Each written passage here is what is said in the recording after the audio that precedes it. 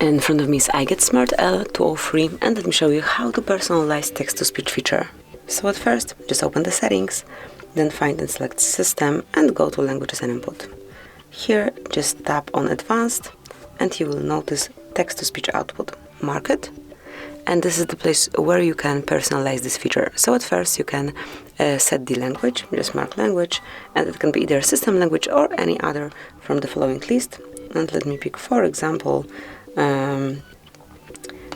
Portuguese.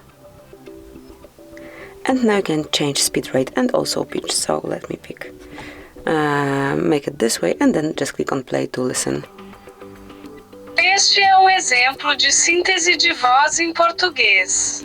Then if you'd like to change it, you can smoothly use the scale, and also you can reset it to default configuration by tapping on reset, and then you will hear the default option.